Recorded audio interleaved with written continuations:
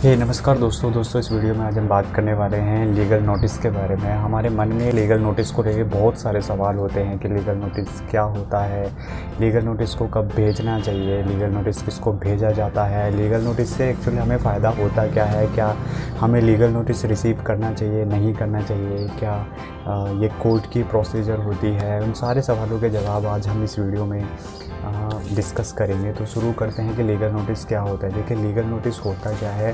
Legal notice एक तरह की चेतावनी होती है जो आप सामने वाले किसी क्लाइंट को देते हैं, और कुछ केसों में लीगल नोटिस मैंडेटरी कर दिया गया है कोर्ट के द्वारा। जैसे चेक बाउंस के मामले हैं 138 NI एक्ट, और 406 अगर आप कोई लड़की है, महिला है, वो अपना स्त्री धन मंगवाना चाहती है तो उसमें भी आपको लीगल नोटिस पहले देता है, और बहुत सारे ऐसे मामलों में दिया जाता है लीगल नोटिस। तो एक ऐसी चेतावनी होती है जिसमें, देखिए, चेतावनी भी किस तरह की होती है कि कोई सामने वाला जो होता है जिसको आप लीगल नोटिस देने वाले हैं वो कुछ ऐसा करता है जिससे भारतीय कानून का उल्लंघन होता है, और उससे आपको सीधा फ़र्क पड़ रहा है या इन फ्यूचर कोई फ़र्क पड़ने वाला है। उस स्थिति में आप लीगल नोटिस भेजते हैं।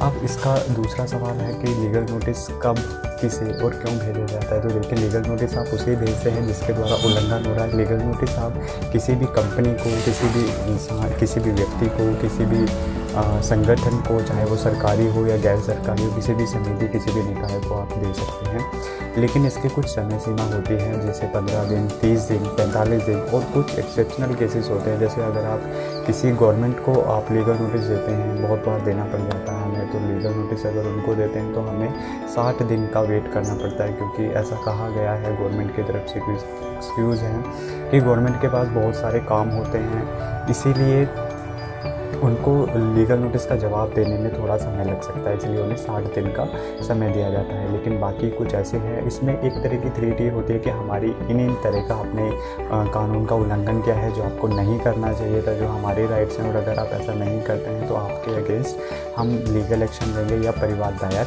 कर देंगे। तो ये नंबर 2 है कि लीगल नोटिस में क्या लिखते हैं। तो बहुत सिंपल है, आपके साथ जो भी बीता है वो ही सब लीगल नोटिस में लिखा जाता है। जैसे हम बात करें कि आपके किस कानून का उल्लंघन हुआ है वो लिखेंगे आपसे उसको क्या सीधा फ़र्क पड़ रहा है वो लिखेंगे, वो सभी लेकिन पैरावाइज लिखा जाता है ताकि दूसरे इंसान को समझ आ जाए और वो पैरावाइज ही आपको आंसर कर बात करते हैं कि लीगल नोटिस क्या ऐसे भेजा जाता है या इसका कोई किसी कानून में किसी तरह का क्लैरिफिकेशन है। तो मैं आपको बता दूं कि इसका जो क्लैरिफिकेशन दिया गया है वो CPC सिविल प्रोसीजर कोड इसके 80 यानी 80 जो इसकी धारा है उसमें इसको क्लैरिफाई किया गया है लीगल नोटिस को। और ये एक अच्छा प्रोसीजर होता है अगर आप इसे अपनाते हैं तो, क्योंकि अगर आप किसी केस में मतलब कोई परिवाद दायर करते हैं तो उसमें बहुत सारा टाइम लग जाता है। लेकिन बहुत बार देखा गया है कि लीगल नोटिस भेजने से बहुत सारे मामले सुलझ जाते हैं, क्योंकि बहुत सारी जो कंपनीज होती हैं किसी ऐसे चक्कर में नहीं पड़ना चाहती। जैसे कोई एम्प्लॉयर होता है वो उसको अगर जॉब से निकाल दे तो वहाँ उस कंडीशन में अगर आप लीगल नोटिस देते हैं और वहाँ पर उस शर्तों को वो मान जाती है तो सारा जो मामला है वो वहीं ख़त्म हो जाता है। आगे इन सब चीज़ों का कोई भी परिवाद नहीं बनता उन पे, और आगे आप किसी कोर्ट के चक्कर में भी नहीं पड़ते। लेकिन अगर वो उसका जवाब ना दे और उसे रिसीव कर ले और उस आपकी शर्तों को ना माने तो उस कंडीशन में आप उस लीगल नोटिस के बिहाफ पे तो एक मुकदमा दर्ज कर सकते हैं, एक परिवाद दायर कर सकते हैं। तो लीगल नोटिस भेजने का सवाल ये आता है कि लीगल नोटिस का जवाब कैसे देते हैं। देखिए, लीगल नोटिस का जवाब कहीं और नहीं देना होता। जो लीगल नोटिस एक वकील के माध्यम से आता है, जिसमें वकील अपने ऑफिस का एड्रेस या अपने रेजिडेंस का एड्रेस लिखा होता है, उसमें आप उसी एड्रेस को अपना जो लीगल नोटिस है वो बनवा के और उसी एड्रेस पे उसे फॉरवर्ड करेंगे। लेकिन लीगल नोटिस का जवाब देते हुए बहुत सारी सावधानी हमें बरतनी है, और अगर ज़रूरी ना हो आपके किसी केसेस में तो आप किसी लीगल नोटिस का जवाब ना दें। इससे ना देने से मैं क्यों बोल रहा हूँ, क्योंकि देखिए, जब आप किसी को लीगल नोटिस देते हैं, इसका जवाब देते हैं तो आप सारी चीज़ें उसे राइटिंग में देते हैं, और जब राइटिंग में देते हैं तो वो आपके साथ साथ एक एविडेंस हो जाता है जिससे आप भविष्य में अगर आप चाहेंगे तो कभी पलट नहीं सकते। और कई बार ऐसा देखा गया है, जैसे आप लीगल नोटिस का जवाब देते हैं तो सामने वाला जो पार्टी होती है वो आपके इस केस की सारी बारीकी समझ जाती है कि आप क्या जवाब देना चाहते हैं, क्या किस तरह का डिफेंस देंगे आप अपने केस में, वो सारी चीज़ें समझ जाएगी और उसी के अकॉर्डिंग वो वहाँ पे केस दायर करेगा। तो कभी कभी इसके ये साइड इफ़ेक्ट भी होते हैं, लेकिन अब सवाल ये आता है कि कई बार लोगों को लगता है कि लीगल नोटिस हमें रिसीव करना चाहिए या नहीं करना चाहिए। बहुत लोग लीगल नोटिस को रिसीव करने से डरते हैं।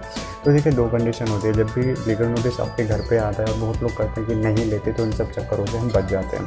तो दोस्तों ऐसा नहीं है। अगर आपके पास कोई लीगल नोटिस आया है और अगर आप उसे लेने से मना कर देते हैं तो यहाँ पे उसमें एक रिपोर्ट जाती है लगे कि लेने से इनकार किया, इतने से आप जानबूझ के ये लापरवाही कर रहे हैं।